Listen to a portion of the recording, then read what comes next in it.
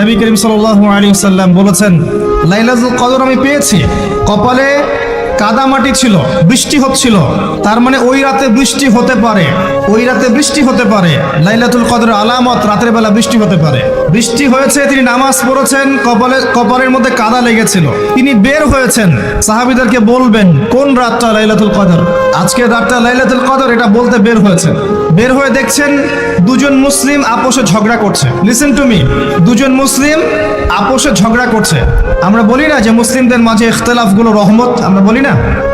দুজন মুসলিম আপোষে ঝগড়া করছে, এই কাজটার কারণে আল্লাহ রাব্বুল আলামিন নবী সাল্লাল্লাহু আলাইহি ওয়াসাল্লামের হৃদয় থেকে এই কথাটাকে তুলে নিলেন। তিনি আর বলেন না এক্স্যাক্টলি কোন রাতে লাইলাতুল কদর ছিল, তিনি বলতেই বেরিয়েছিলেন কোন রাতে লাইলাতুল কদর ছিল।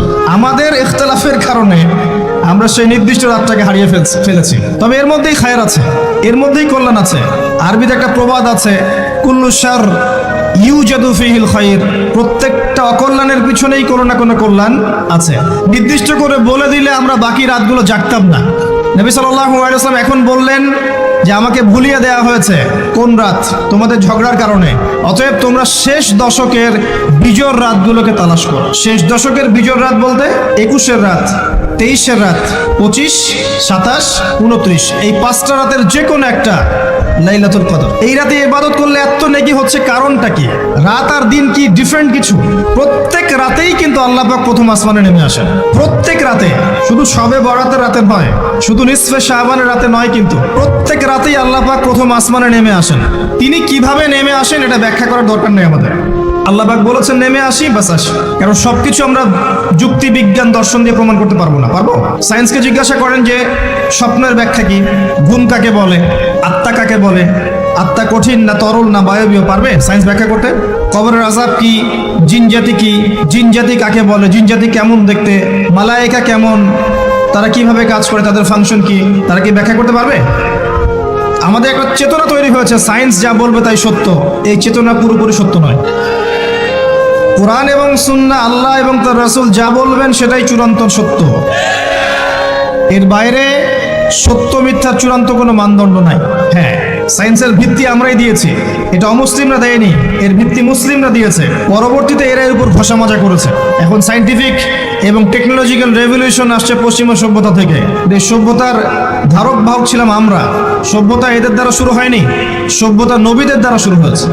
তো সবকিছু সায়েন্স দিয়ে ব্যাখ্যা করা যাবে এমন নয়, কারণ সায়েন্সের সীমাবদ্ধতা আছে, আল্লাহর জ্ঞানের কোনো সীমাবদ্ধতা নাই।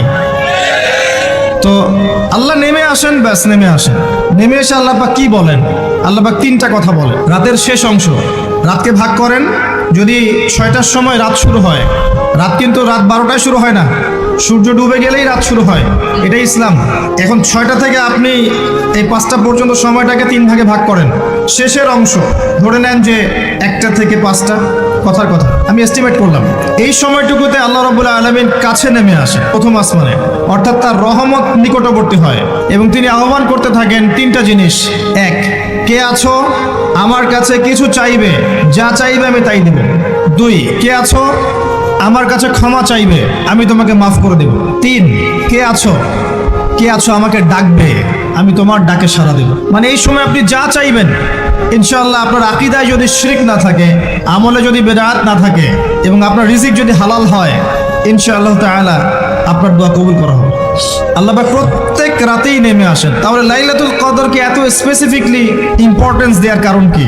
একটাই কারণ, মনে রাখবেন, লাইলাতুল কদরকে মর্যাদামণ্ডিত করার এবং রমাদান মাসকে শ্রেষ্ঠ মাস মর্যাদামণ্ডিত করার একটা কারণ, only one reason behind it, সেটা হচ্ছে এই মাসে এবং এই রাতে আল কোরআন নাজিল হয়েছে। কথা কি বুঝতে পারছেন? কোরআন নাজিলের কারণেই এই মাসটা মহামান্বিত, কোরআন নাজিলের কারণেই এই রাতটা সম্মানিত। ইন্না আনজালনাহু ফি লাইলাতুল কদর। আসুন সামনে যাই। নবী করিম সাল্লাল্লাহু আলাইহি ওয়াসাল্লাম যখন এই জাহেলি যুগে বাস করছেন, এই লাইলাতুল কদরে রমাদান মাসে আল্লাহ পাক কোরআন নাজিল করলেন। কি জন্য নাজিল করলেন? কারণ এই সমাজটাকে পরিবর্তন করার জন্য, সমাজের জাহিলিয়াতগুলোকে দূর করার জন্য নবী করিম সাল্লাল্লাহু আলাইহি ওয়াসাল্লাম প্রচন্ড ফিকির করতেন, কি করা যায়, কি করলে মানুষগুলো শিরক ছেড়ে দিবে, কি করলে সুদ বন্ধ হবে, কি করলে মাদক থেকে মানুষ দূরে থাকবে, কি করলে নারীর সম্মান বৃদ্ধি পাবে। তিনি ভাবতেন কিভাবে গোত্রীয় হানাহানি বন্ধ করা যায়, তিনি এগুলো ভাবতে থাকতেন। হেরা গুহায় বসে তিনি এগুলো ভাবতেন কি করা যায়। যুবক বয়সে তিনি হিলফুল ফুজর তৈরি করেছেন এগুলো সমস্যা দূর করার জন্য, কিন্তু পরিপূর্ণরূপে সফল হয়েছেন বলতে পারি না আমরা, তখন ওহী আসেনি। এই ভাবতে ভাবতে ভাবতে ভাবতে একদিন এক রাতে তার কাছে আল্লাহর পক্ষ থেকে কোরআন নাজিল হলো। সূরা আলাকের প্রথম 5টা আয়াত, বিসমিল্লাহির রহমানির রহিম, ইকরা বিসমি রাব্বিকাল্লাযী খালাক। পড়ুন আপনার রবের নামে যিনি আপনাকে সৃষ্টি করেছেন। খালাকাল ইনসানা মিন আলাক, যিনি মানুষকে সৃষ্টি করেছেন জমাট বাঁধা রক্তপিণ্ড থেকে। আমরা সবাই জমাট বাঁধা রক্তপিণ্ড ছিলাম মায়ের পেটে। আজকে আমরা আল্লাহ দ্রোহী হয়েছি, কিন্তু আমরা পেটের মধ্যে এতটুকু জমাট বাঁধা রক্তপিণ্ড ছিলাম। সূরা